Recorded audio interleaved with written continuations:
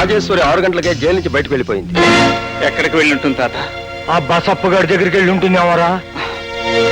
నా ప్రియమైన ఉద్యోగులారా, చెరకు రైతులారా, ఈవేళ జనవరి 26. సాధారణంగా చాలా మంది ఆగస్టు 15న మాత్రమే జెండా వందనోత్సవం చేస్తారు. కానీ మనం మాత్రం ఆగస్టు 15తో పాటు జనవరి 26న కూడా జెండా వందనం చేస్తాం. ఈ శుభ సమయంలోనే మనం అందరం ఇక్కడ సమావేశమయ్యాం. నిజానికి నేను ఈ ఫ్యాక్టరీ ఓనర్ అయినా నేను కూడా కార్మికుల్లాగే ఉంటున్నాను.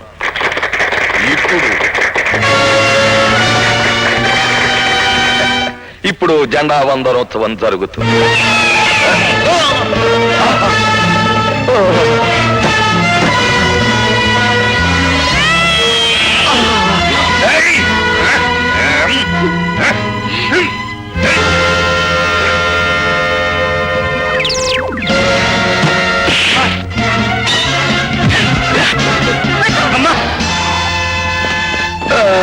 ఎస్ఐ గారు, ఈ నరహంతకు మళ్ళీ నా ప్రాణాలు తీయబోయింది. దీన్ని అరెస్ట్ చేసి నా ప్రాణాలు కాపాడండి. నీ బిడ్డను నీకు చూపించి సంతోషపడదాం అనుకున్నా వాళ్ళకి మళ్ళా ఎంత పని చేసావు తల్లా.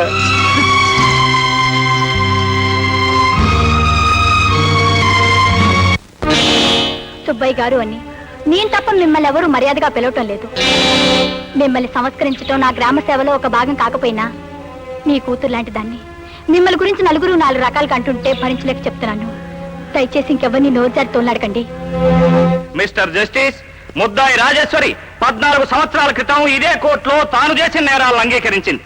కానీ విడుదలైన రోజే మళ్లీ బసవప్ప గారిని కొన్ని 100 మంది చూస్తుండగా హత్య చేయడానికి ప్రయత్నించింది. కనుక ఈమెపై విచారణ జరిపించి తీవ్రంగా శిక్షించవలసిందిగా కోర్టు వారిని కోరుతున్నాను. ఏమమ్మా, నువ్వు శ్రీ బసవప్ప గారిని చంపాలని ప్రయత్నించావా? చంపలేకపోయినందుకు బాధపడుతున్నాను.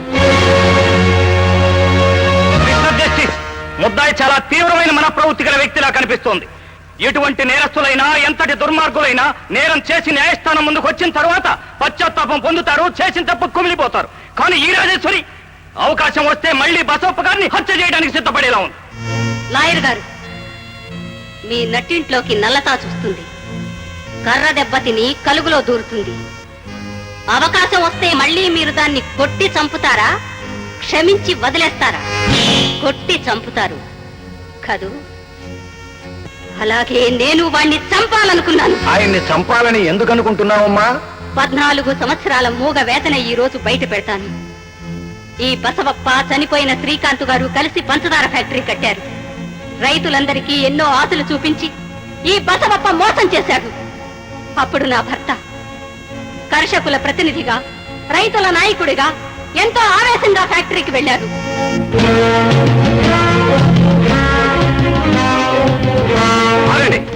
అడ్డులే, ఎవరు మీరు? శ్రీకాంత్ గారితో మాట్లాడాలి. యజమాని గారిని కలవడానికి వీలు పడదు.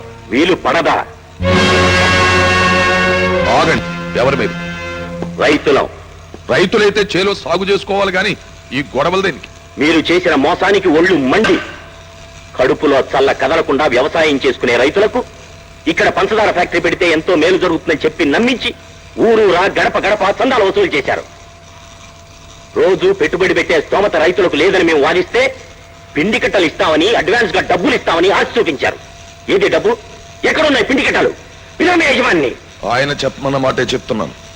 ఇన్ని వేల మంది రైతులకు సాయం చేయడం మా వల్ల కాదు. వల్లగాని వాళ్ళు ఆశలు పెట్టడం దేనికి? భార్యల పుస్తులు కూడా తాకట్లు పెట్టవలసిన పరిస్థితులు రైతులకు కల్పించి ఇప్పుడు చేతులు దులుపుకోవాలంటే వీలు పడుతుంది అనుకుంటున్నావేమో. వారం రోజుల్లోగా బట్వాడ జరగకపోతే రైతుల సంఘటిత శక్తి ఏమిటో కళ్ళారా చూస్తాం.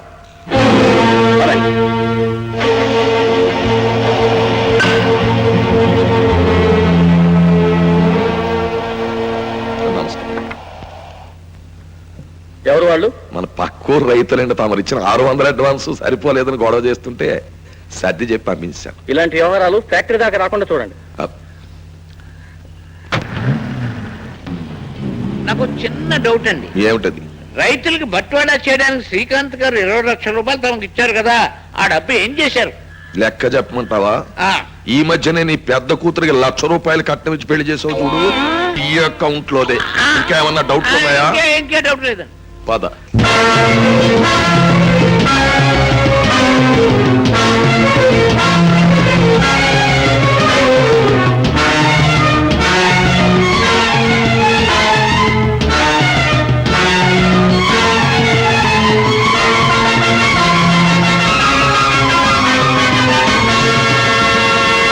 ఏమయ్యా, ఆ గరికిపాడు రవీంద్ర గంగవెరులు ఎత్తిపోతున్నాడట.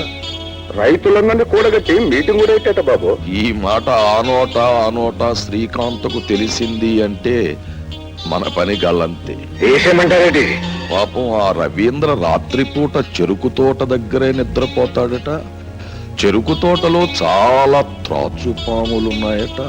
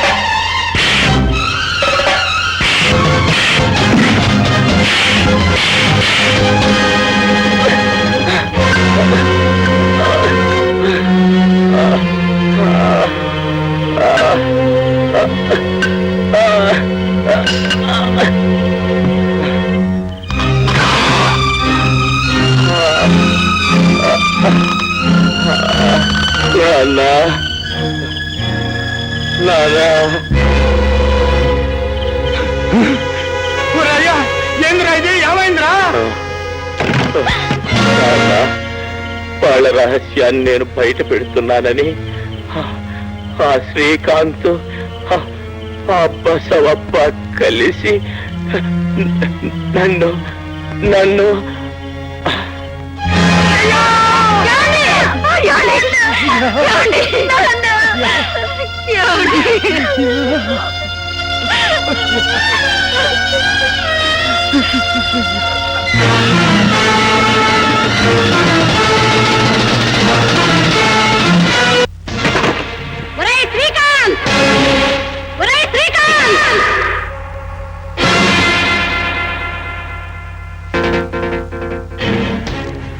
ఎందుకు వచ్చావరా నువ్వు ఈ ఊళ్ళోకి? రైతులకు మేలు చేయడానికా, వాళ్ళ ప్రాణాలు తీయడానికా? ఎవరమ్మా మీరు? ఎవరా? చెరుకు రైతులకు నువ్వు చేస్తున్న అన్యాయాన్ని ఎదిరించాడని హత్య చేయించావే ఆ రవీంద్ర భార్యను. నేను హత్య చేయించడం ఏమిటమ్మా? మీరేదో పొరపాటు పడ్డట్టున్నారు. పొరపాటు కాదు శ్రీకాంత్. రైతులకు ఫ్యాక్టరీలో షేర్లు ఇస్తానని మాట తప్పినందుకు నా భర్త నిన్ను ఎదిరించాడనేగా ఈ దారుణం చేయించింది. భర్తను పోగొట్టుకున్న ఈ ఎండు మోడు ఏం చేయగలదలే అనుకుంటున్నావేమో. నువ్వు చేసిన ఈ హత్యకు ప్రతీకారంగా రైతుల్ని రెచ్చగొట్టి తీసుకొచ్చి నిన్ను, నీ ఫ్యాక్టరీని సర్వనాశనం చేయిస్తాను. చూడమ్మా, నువ్వు చెప్పేది వాస్తవం అయితే ఈ నేరాన్ని బసవప్పే చేసుకుంటాడు. రైతుల వాటాలు ఎవరి వారికి పంచమని నేను ఎప్పుడూ చెప్పాను. రేపు ఉదయమే నువ్వు రైతుల్ని తీసుకురా. ఆ బసవప్పను 10 మందిలో నిలబెట్టి చెప్పుతో కొట్టి నేరం ఒప్పించి వాడిని. నీ భర్తను చంపించింది నేను. ఆయనతో పాటు నిన్ను కూడా చంపి శత్రు శేషం లేకుండా చేసుకుంటా. రివాల్వర్ ను పట్టుకున్నావు కదా శబ్బాస్. నీ వేలు ముద్దల దాని మీద పడాలని ఈ ప్లాన్ వేశాను. అతన్ని చంపిన హంతకురాలు నువ్వేనని నిన్ను పోలీసులకు అప్పగిస్తాను. నేను నేరం చేసే బయటకెళ్తాను రా. నిన్ను చంపి పోలీసులకు అప్పచెప్తాను.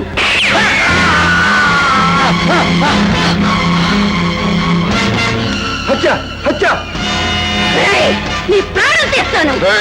ఈ లోపల బంధించదు. ఈలోగా పోలీసులకు ఫోన్ చేస్తాను. అలా నన్ను ముద్దాయిని చేసి జైలుకు పంపాడు. ప్రాణాలు కాపాడుకోవడం కోసం ఒక హంతకుణ్ణి చంపిన నేను 14 సంవత్సరాలు జైలు గోడల మధ్య కుమిలిపోయాను. భర్తను పోగొట్టుకుని బిడ్డకు దూరమై అన్యాయానికి గురై కటకటాల మధ్య కుమిలిపోయిన ఒక ఆడదాని మనస్తత్వం ఎలా ఉంటుందో మీరే ఆలోచించండి. హంతకుణ్ణి చంపిపోయిన నాకు జైలు శిక్ష, నమ్మిన వాళ్ళందరినీ రక్తపు మడుగులో పడవేసిన ఆ నీచుడు నిర్దోష. మీరే చెప్పండి. అత్యద్భుతమైన కట్టుకథ. నేను హత్యలు చెయ్యడమేమిటి? తన భర్తను చంపాడన్న కక్షతో శ్రీకాంత్ను చంపాలని ఓ రోజు రాజేశ్వర బంగళాకొచ్చింది. శ్రీకాంత్ని అతని కూతుర్ని చంపడమే కాక అడ్డొచ్చిన నన్ను కూడా చంపబోయింది. జడ్జి గారు, ఆ రాజేశ్వరి మొహం చూస్తే నాకు భయంగా ఉంది. నన్ను నవిలి మింగేయాలని చూసి ఆ చూపు చూస్తే నేను హార్ట్ అటాక్ వచ్చి చచ్చిపోయేలా ఉన్నాను. కానీ వెంటనే రాజేశ్వరిని శిక్షించి నన్ను రక్షించండి.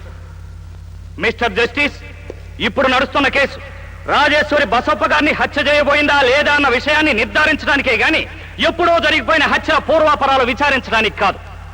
రాజేశ్వరి శ్రీ బసప్ప గారిని ఘోరంగా హత్య చేయబోయిన సమయంలో ప్రత్యక్ష సాక్షి ఆమె కొడుకి.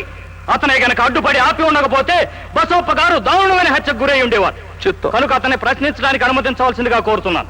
Permission granted. దేవుని మీద ప్రమాణం చేసి అంతా నిజమే చెబుతాను, అబద్ధం చెప్పను. మీ పేరు?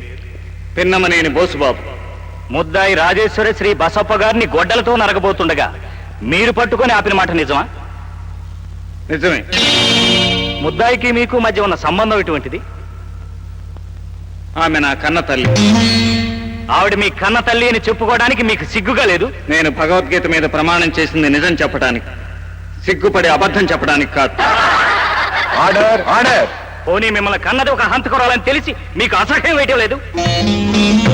లేదు. ఎందుకని? నన్ను కన్న సమయంలో ఆవిడ హంతకురాలు కాదు కనుక. ఓకే ఓకే, ఇప్పుడు ఆవిడ హంతకురాలని తెలిసి మీకు బాధ వేయటం లేదు? లేదు. ఎందుకని? క్రూర జంతువు అయిన పెద్ద పులిని వేటాడితే ఫారెస్ట్ డిపార్ట్మెంట్ వాళ్ళు శిక్ష వేయిస్తారు. కానీ అదే పెద్ద పులి మనుషులను చంపుతూ మేనేటర్ గా మారిన మరుక్షణంలో దాన్ని కాల్చి చంపిన వారికి బహుమతి ఇస్తారు. నా దృష్టిలో ఈ బసవప్ప ఒక మేనేటర్. అలాంటి వాణ్ణి చంపబోయిన నా తల్లిని చూసి గర్వపడతానే కానీ బాధపడను. Order, order. అంటే మీ తల్లి చేయబోయిన హత్యను మీరు సమర్థిస్తున్నారా? మిమ్మల్ని అర్థం చేసుకోమంటున్నాను.